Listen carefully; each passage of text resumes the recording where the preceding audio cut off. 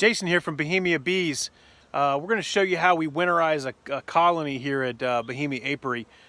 We have a couple different techniques that worked for us last winter, and really just to try to share those techniques with the beekeeping community and those that keep bees to see if they work for them. Everybody's approach is different during the winter. I know that depends on your climate, so this does not necessarily apply to you if you're in more of a warmer climate. I think the key with winterizing bees is to ensure that your temperature is consistent within the hive.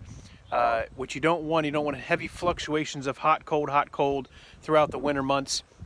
That makes the cluster have to react and have to make temperature changes, so they tend to use up more of their stores quicker.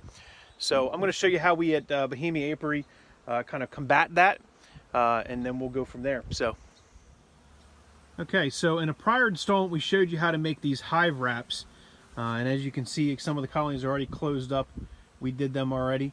The hive wrap is really just 2-inch foam put together. We slide it right over a deep. Okay, we showed you in another prior installment how we did that, and how we built these, painted them in a dark color, let the sun hit them, be able to kind of maintain the heat. This is a colony.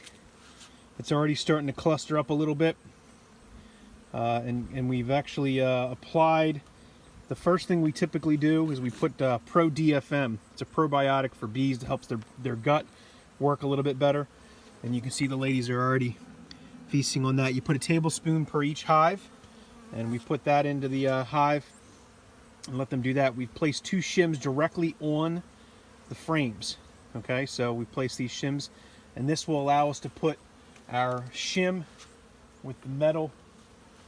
We build these 10-frame shims. They're 2-inch shims, and it has a wire mesh that we put in the bottom. The wire mesh is not necessary. I just tend to like it. Kind of allows for the bee space and allows the sugar that we put in not to sit directly on top of the bees that may be sitting on the frame. So the first thing we're going to naturally do is we're going to go ahead and put that shim in the hive.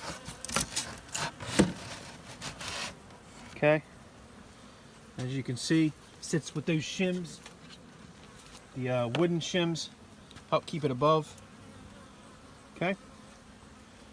Next thing we're going to need to do is we're going to need to put an additional shim inside for spacing purposes, allowing us to get right above the foam or level with the foam. These types of the quilt boxes we use are the ones you see here with the foam. With the screen inside. And they have a little door that opens and allows us to check the sugar level, put a pollen patty in if you need to. These are nice. You can get them from Dandit and Sons. We're going to make a bunch of these here in the coming months, winter months, to help try to use and sell those. I like those quilt boxes a lot. They have the vents along the side.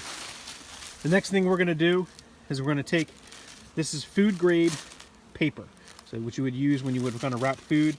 Some people use newspaper. I just prefer to use food grade paper. Just makes me feel better, I guess. Really no harm in either way. But this is the Mountain Sugar Shim. This hive is fairly heavy. I think it could stand to use a little bit, but I'm always better safe than sorry, especially with the way the winters are around here. They're unknown, very unpredictable. So we're going to make sure we prepare for that. And all I'm doing is just really bringing the paper on top of that. This is just plain, dry, 4 pounds of dry cane sugar. You get that at your local grocery store. The dry sugar acts as also an absorbent to moisture, as I mentioned before. The key with these hives and colonies throughout the winter is not the cold, it's the fluctuation of cold weather as well as the moisture that could actually get inside the hive with the cluster kind of expanding, contracting, and doing what they do during the winter months. So I literally dump 4 pounds of sugar. And I'm going to spread that around a little bit, just kind of even it out.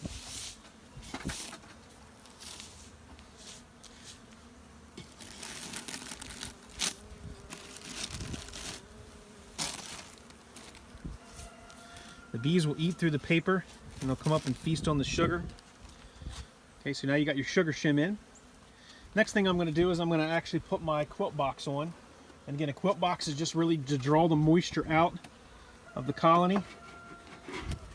The moisture will be absorbed by the sugar shim for the most part, but once they start feeding on that sugar shim, they'll create additional moisture with the temperature.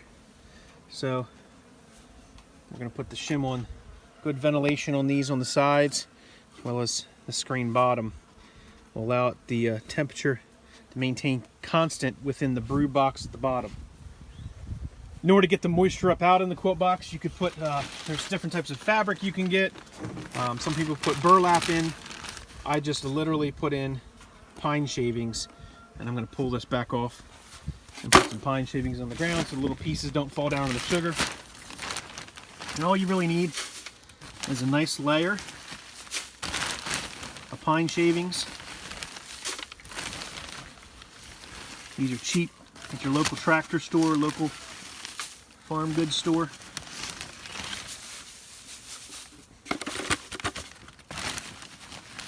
And really, I only put about an inch in there, just enough to cover the bottom. Give it a good shake, get the little pieces out, and then we're going to set this right on top. And as you can see down in there, you can observe the sugar levels, see if they're coming up to eat that.